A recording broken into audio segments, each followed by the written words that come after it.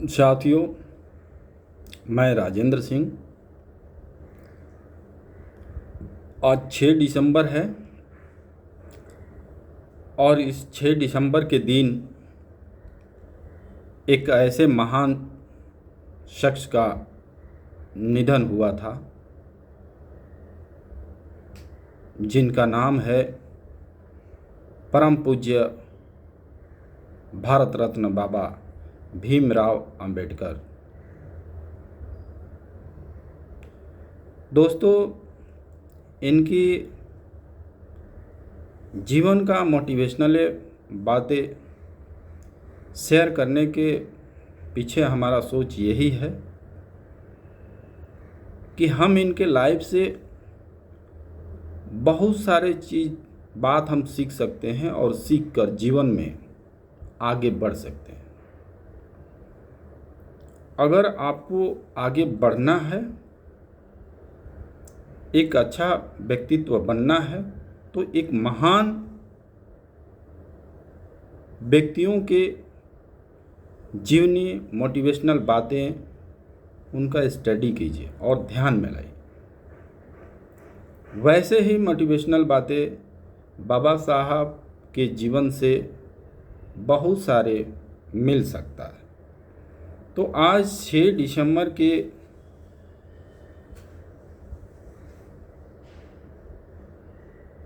दिन मैं आपको इसलिए शेयर करना चाहता हूँ कि कुछ ऐसे शख्स, कुछ ऐसे मानव होते हैं जो मर के भी लोगों के दिल में नहीं मरते हैं, हमेशा यादगार के रूप में बने रहते हैं।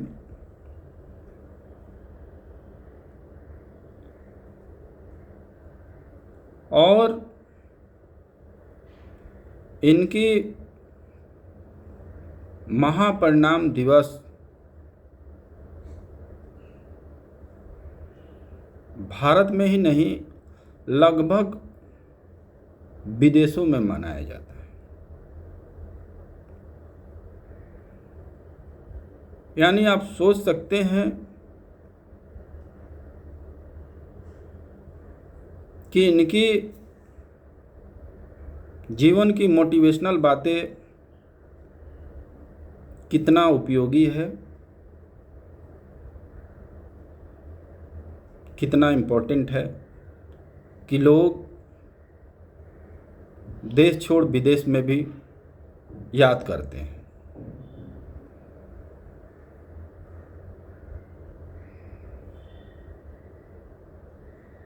इस महान शख्स का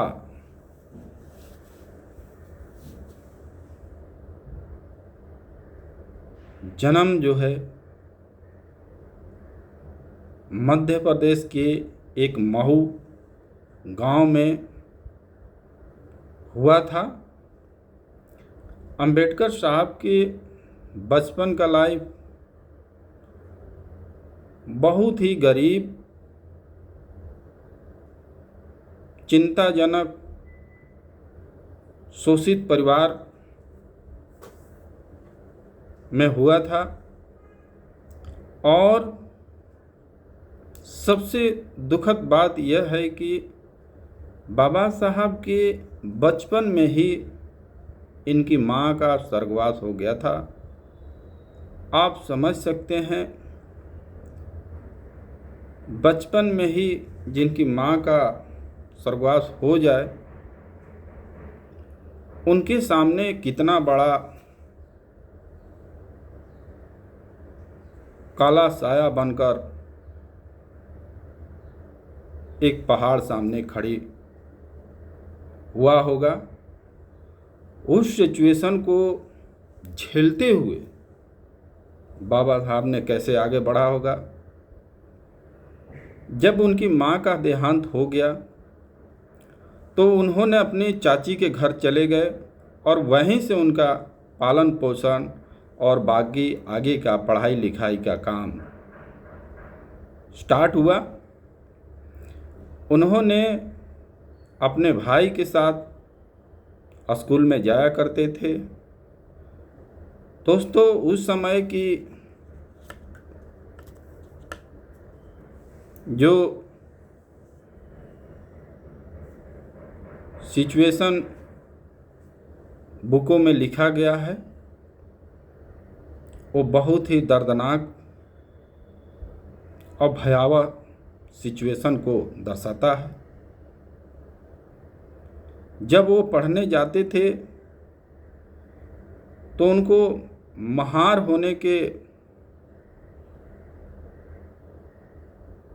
वजह से उन्हें क्लास के अंदर नहीं बैठने दिया जाता था, उन्हें बाहर बैठाया जाता था और उनको बैठने के लिए अपना खुद के बोरा लाना पड़ता था और रोज़ वो बोरा लपेट के लेके आते थे और बैठकर जो भी आवाज़ सुनाई देता था उससे पढ़ाई ग्रहण कर कर चले जाते थे।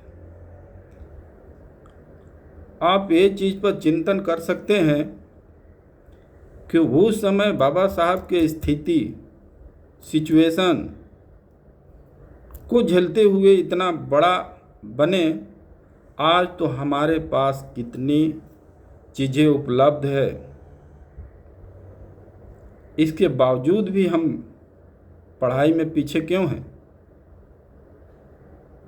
ये किसी खास कम्युनिटी की बात नहीं हो रही है, एक मानव स्तर की बात हो रही है। हम मानव जाति को आज कितना फैसिलिटी है, फिर भी हम पीछे क्यों हैं? इस पे ज़रा आप लोग विचार कीजिएगा।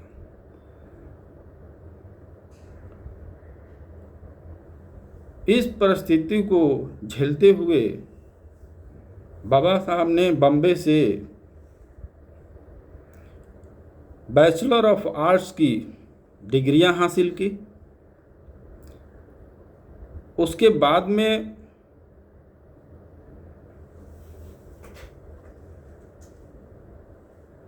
बाबा साहब का विचार हुआ कि हम भी विदेश में पढ़ें, बट उनके पास में इतनी संपत्ति सोर्स नहीं था कि वो फॉरेन गमन को झेल सकते हैं। तो उन्होंने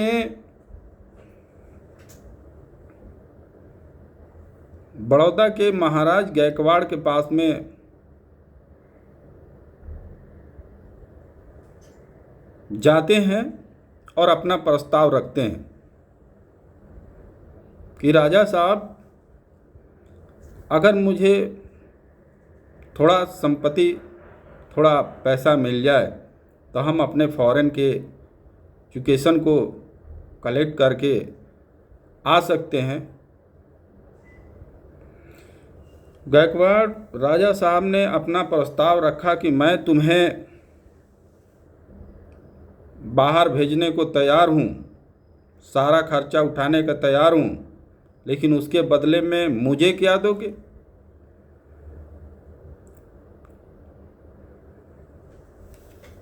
बाबा साहब बोले कि आप कंडीशन बताइए। तो उन्होंने कंडीशन ये रखा कि तुमको बाहर से जब अच्छी पढ़ाई करके आओगे तो तुमको हमारे इस विरासत के अंदर नौकरी करना होगा, यानी जितना पैसा हम तुमको लगाए रहेंगे उसके बदले में तुमको ड्यूटी करके अपने कर्ज को पूरा करना होगा। तो वो कंडीशन अगर तुमको स्वीकार है तो आप जाइए, मैं खर्चा देता हूँ। बाबा साहब ने इस कंडीशन को स्वीकार किया, गया और वहाँ बहुत सारे MA, MSc, DSC, MSc, PhD, barrister in law की उपाधि प्राप्त किए और महाराज गायकवाड़ के पास बड़ौदा पहुँचे। बोले, महाराज, आपके कंडीशन के हिसाब से और आपके सपोर्ट के बदौलत मैंने अपने जो एजुकेशन हमको चाहिए हमने कलेक्ट कर लिया है, पढ़ लिया। अब आगे की हम आपके सामने समर्पण है, आप नौकरी दीजिए, मुझे जो काम देना है दीजिए और मैं उसको करने के लिए पूरी तैयार हूँ। तो उन्होंने अपने विरासत में एक अच्छे ऑफिसर का नौकरी उन्होंने दिया। जब बाबा साहब ने कार्यालय पहुँचे तो सभी लोग जो पहले पदाधिकारी थे, वर्कर्स थे, उस कार्यालय के सभी लोग इनसे घृणा करने लगे। और जो कॉमन वाटर सोर्स था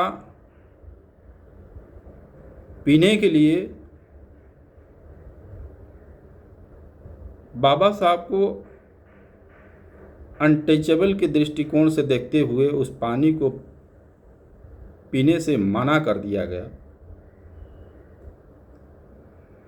और उनका जो प्यून था उसने भी पानी लाने से मना कर दिया।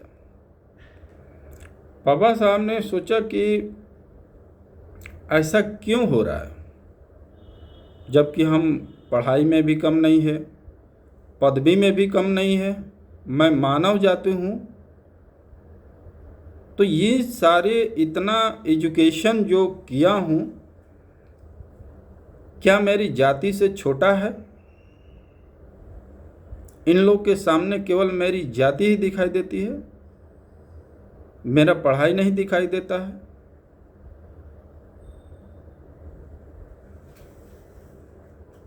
खैर कोई बात नहीं, उन्होंने किसी तरह एक दिन काटा। दूसरे दिन उन्होंने अपने वहाँ रहने के लिए आवास के फिक्र में चल पड़े। कोई आवास उन्हें देने को तैयार नहीं था। एक सराय में उन्हें रूम मिला जो बिल्कुल कंडम था और वो सराय के मालिक को पता नहीं था कि ये अंबेडकर महार जाति से आता है। अगर ये जानकारी होता तो वो टूटा फूटा चूहा वाला रूम भी इन्हें नहीं दिया जाता। तो उसे जानकारी नहीं था, इसलिए उसने रूम दे दिया। बोला कि इसी में रहो, यही टूटा हुआ रूम एक बचा हुआ है, अच्छे अच्छे रूम चला गया है। तो उस टूटे हुए रूम को भी बाबा साहब ने बहुत खुशी खुशी एक्सेप्ट किया और बहुत आनंदित हुए कि चलो हमें रहने के लिए इस एरिया में छत मिल गया और मैं यहाँ से ड्यूटी बराबर कर लूँगा और आगे की प्लान के लिए मैं सोचते रहूँगा। ऐसे कुछ दिन गया और आजू बाजू के लोगों को पता चला कि इस तरह का बात यहाँ पर रहते हैं, तो सारे लोगों ने डंडा बल्ला लाठी लेके उस माली के विरोध करना चालू कर दिए कि इसको आपने रखा कैसे। माली की भी अचंभा हो गया कि अरे मेरे को मालूम नहीं था ये चीज़। ठीक है, मालूम नहीं है तो अभी क्या करो, अभी निकालो इसको। ठीक है, हम निकाल देंगे। निकालने के लिए उन्होंने रेडी हो गया और उनको बाबा साहब को अल्टीमेट टाइम दिया गया कि आप शाम तक 5 बजे तक रूम खाली हो जाना चाहिए, अदरवाइज हम लोग आपको यहाँ से ज़बरदस्ती खदेड़ के नीचे आपका बर्तन और लोटा जो है कि फेंक देंगे। बाबा साहब ने उस सिचुएशन को भापा और बोला कि यहाँ से निकलना हमको ज़रूरी होगा, और उन्होंने वहाँ से निकल गए। अब रात का टाइम हो गया, उन्होंने किसी वाटिका में टाइम बिताया। दूसरे दिन उन्होंने बम्बे आया। बम्बे आकर उन्होंने सोचा कि मैं अब नौकरी नहीं करूँगा और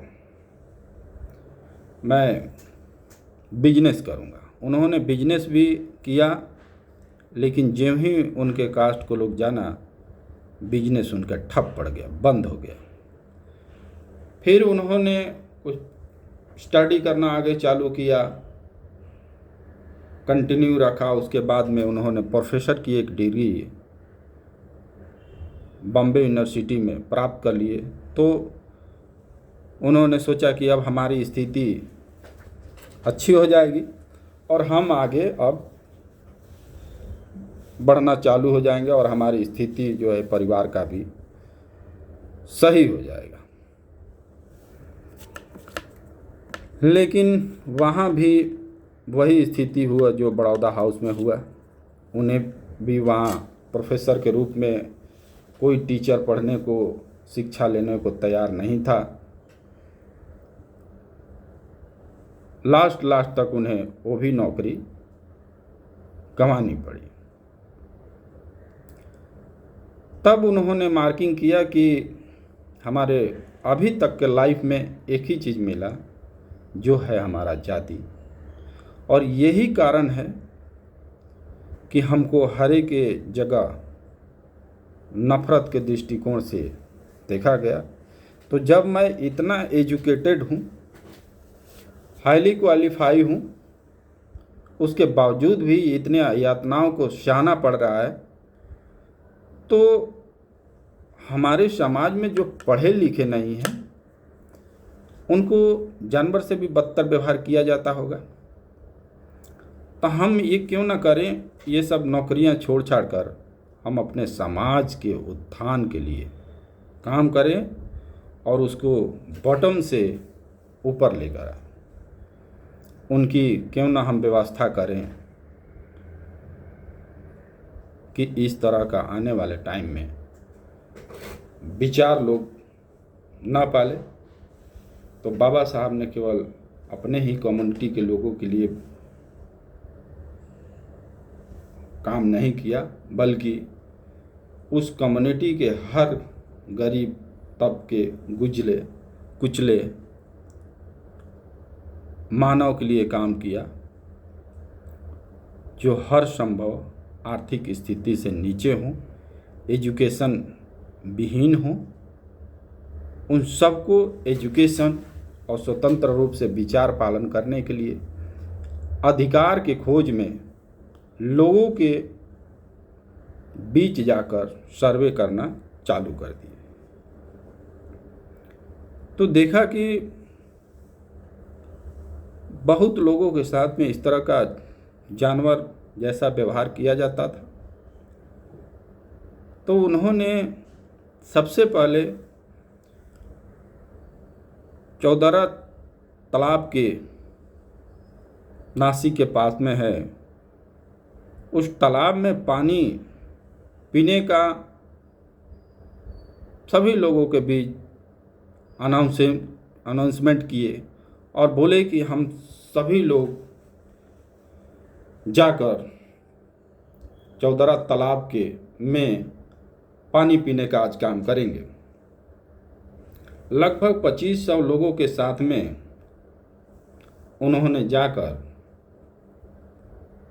चौदरा तालाब के बीच पानी पीने का आंदोलन किए।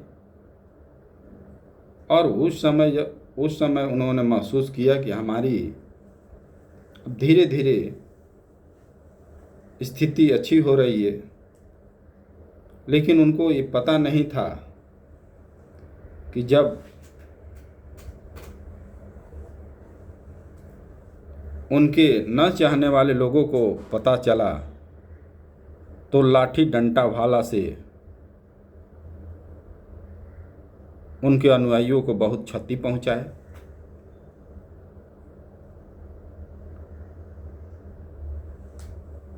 और उसके बाद उस शासक वर्ग ने उस चौदरा तालाब को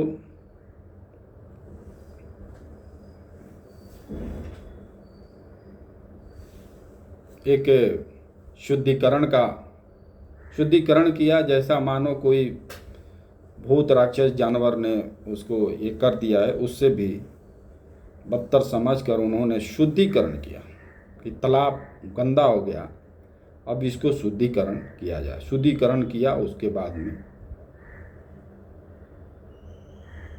फिर शासक वर्गों ने पानी उसमें पीना चालू कर दिया। इस तरह का बहुत सारे उनके लाइफ में तकलीफ आई और उन्होंने झेला।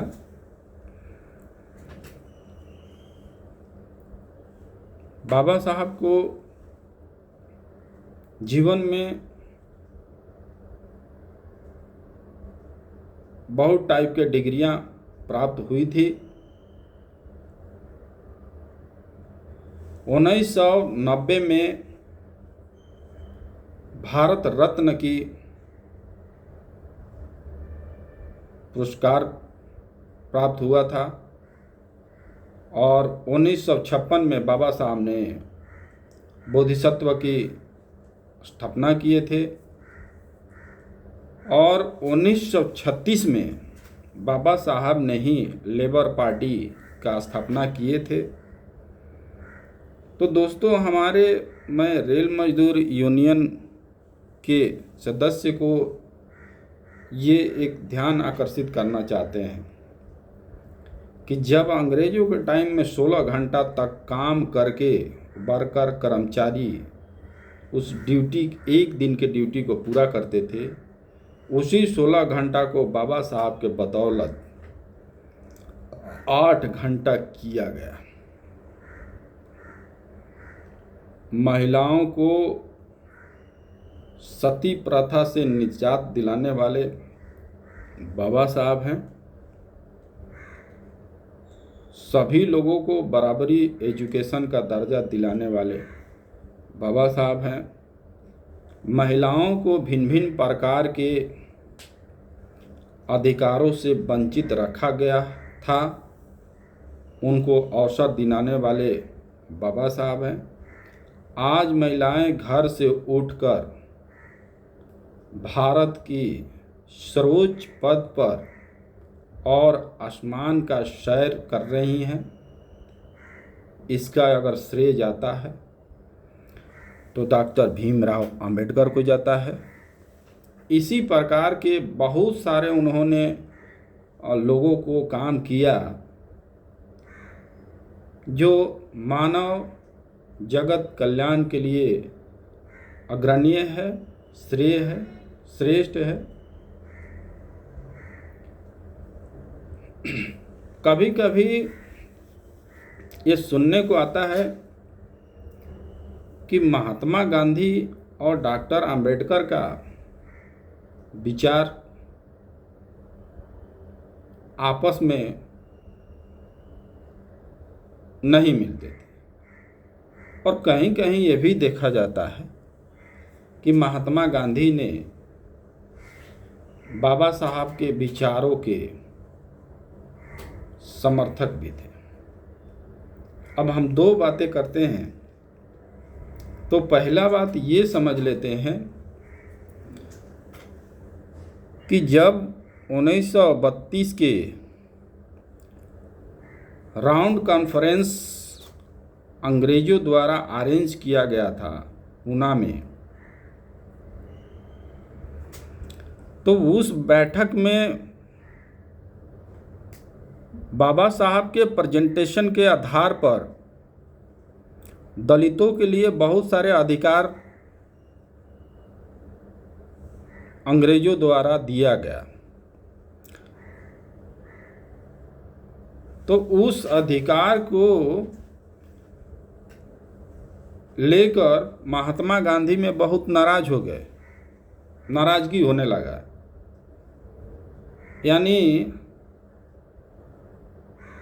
मुंबई के जेल में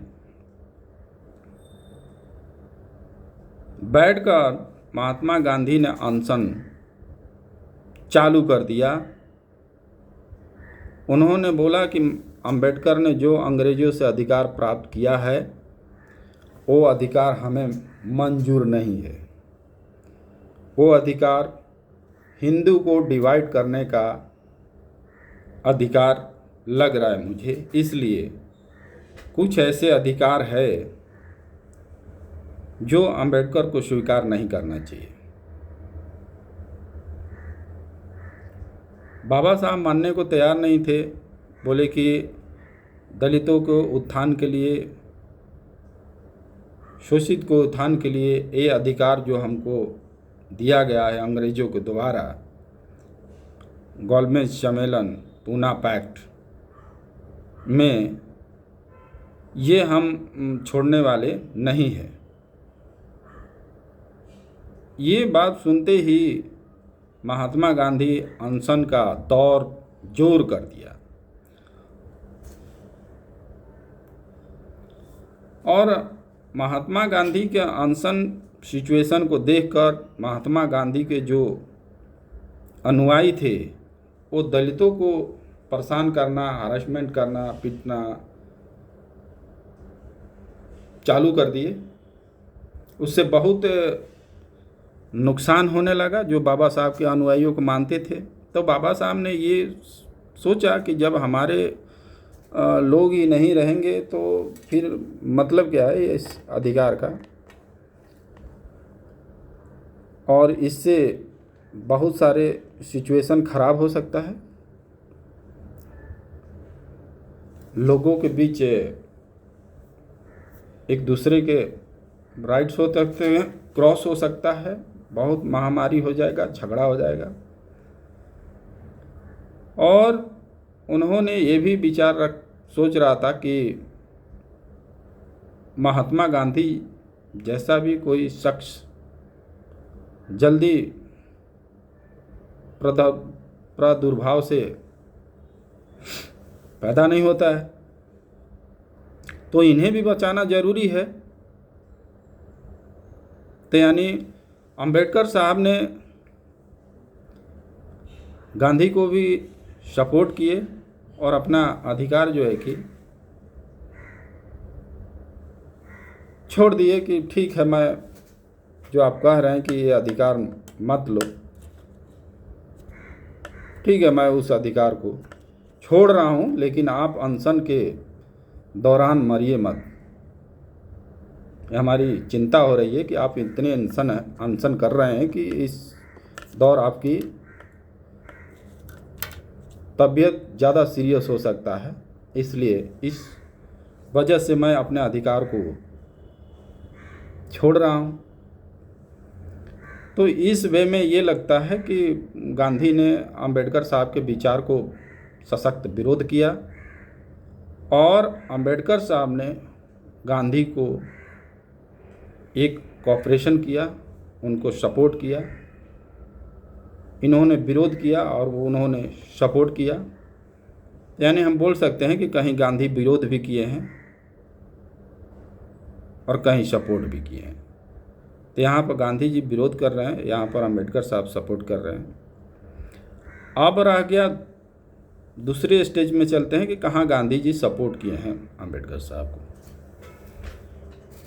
जब देश में फाइनल अंग्रेज़ों ने जाने का देश छोड़कर प्लान कर लिया, तो अंग्रेज़ों ने बोला कि इस देश को चलाने के लिए एक संविधान चाहिए, आप लोग संविधान रेडी कीजिए और उस संविधान के आधार पर मैं हैंड ओवर करके चला जाऊंगा। तो सरदार वल्लभ भाई पटेल, माननीय नेहरू साहब, माननीय महात्मा गांधी, ये तीनों मिलकर विचार किए कि एक संविधान की रचना होनी चाहिए, अच्छा होनी चाहिए, और संविधान को बनाने के लिए एक अच्छे व्यक्तित्व को ज़रूरत है, एक अच्छे इंसान की ज़रूरत है, एक जीनियस इंसान की ज़रूरत है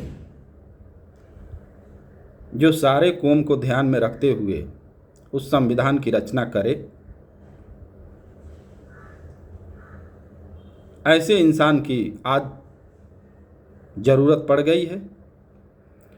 तो बहुत लोगों ने सपोर्ट किए कि विदेश से मंगा लिया जाए, कहीं से हायर कर लिया जाए, उनसे संविधान लिखवाया जाए। तो उस समय महात्मा गांधी जी ने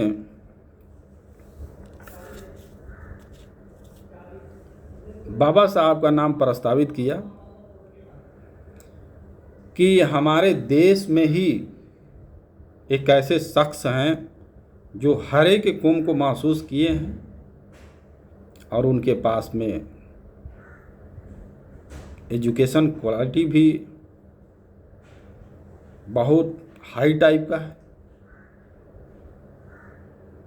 तो हम उन्हें ही क्यों ना ये काम सौंप दें। तो उस पर गांधी साहब और नेहरू साहब, सरदार भाई पटेल साहब राजी हो गए और ये काम डॉक्टर भीमराव अंबेडकर को दिया गया और उन्हें उसी दौरान संविधान सभा का चेयरमैन बनाया गया।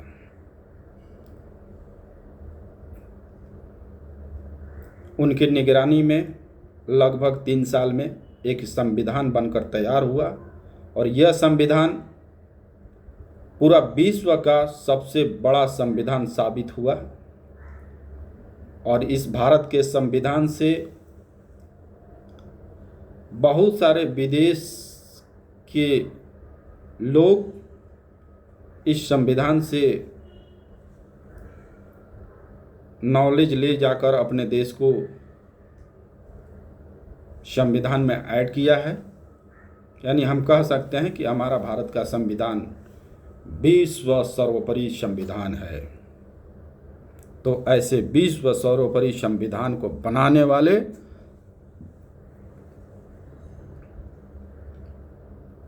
महान शख्स डॉक्टर भीमराव अंबेडकर हैं, इसके ऊपर हमारा गर्व होनी चाहिए।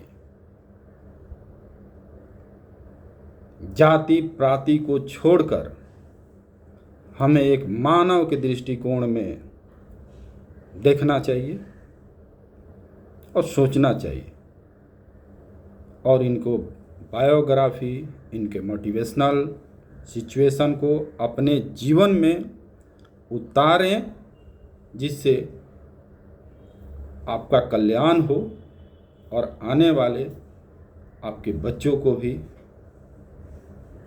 प्रभावित करे, उन्हें सीख दें।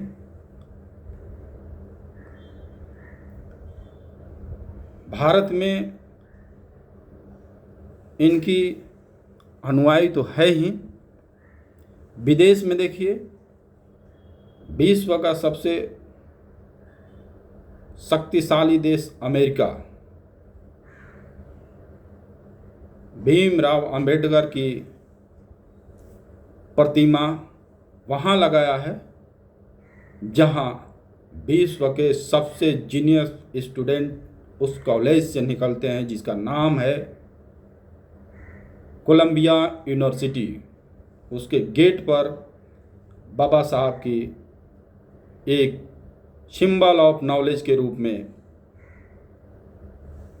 स्टैचू खड़ा किया गया है कि हर एक के विद्वान, हर एक के स्टूडेंट इनसे सीख लें और ऐसा बने, ऐसा प्रखर दिमाग वाले, तेज बुद्धि वाले, बहुभाषी सोच वाले, चौमुखी विचार वाले, हर एक कौम को एक अच्छे विकास के मार्ग पर लाने वाले बने, ऐसा स्टूडेंट को मोटिवेशन किया जाता है अमेरिका के कोलंबिया यूनिवर्सिटी के द्वारा। तो दोस्तों, हमें इस बात पर गर्व होता है कि हमारे ही भारत में जन्मे हुए डॉक्टर भीमराव अंबेडकर की मूर्तियों को केवल देख के इतना नॉलेज प्राप्त कर रहे हैं।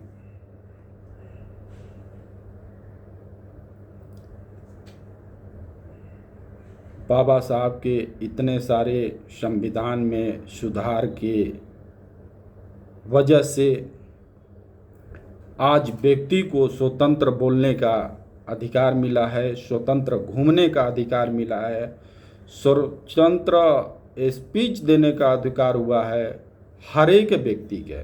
बताइए, जब अधिकार मिला है इसका मतलब पहले अधिकार नहीं था।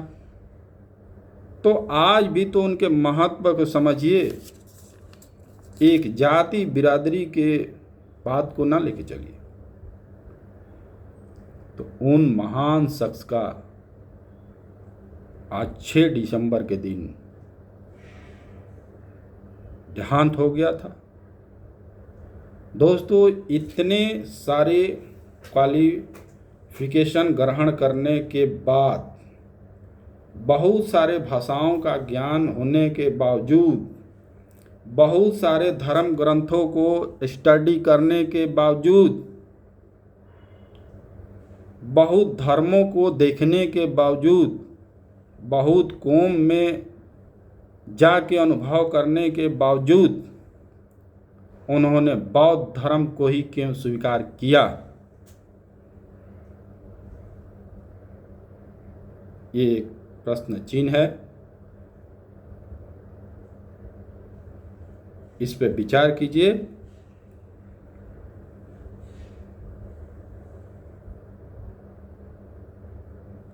और इस पर अपना विचार दीजिए। हमारी जो वक्तव्य है आपको अच्छी लगी हो तो हमारे चैनल को सब्सक्राइब करें, शेयर भी करें, कमेंट करें। मैं और आने वाले टाइम में मैं और कोई वक्तव्य लेकर आऊँगा मोटिवेशनल, जो आपको अच्छा लगेगा। तो हमें आगे बढ़ाने का काम कीजिए। मैं मेहनत करके आपको नॉलेज प्राप्त कराते रहेंगे। जय हिंद, जय भारत, जय आरएमयू। क्योंकि मैं आरएमयू का नेशनल जनरल सेक्रेटरी हूँ, तो हमें बनता है कि अपने पार्टी को प्रमोट, हमेशा अपने जो संस्था है उसको हम प्रमोट करें।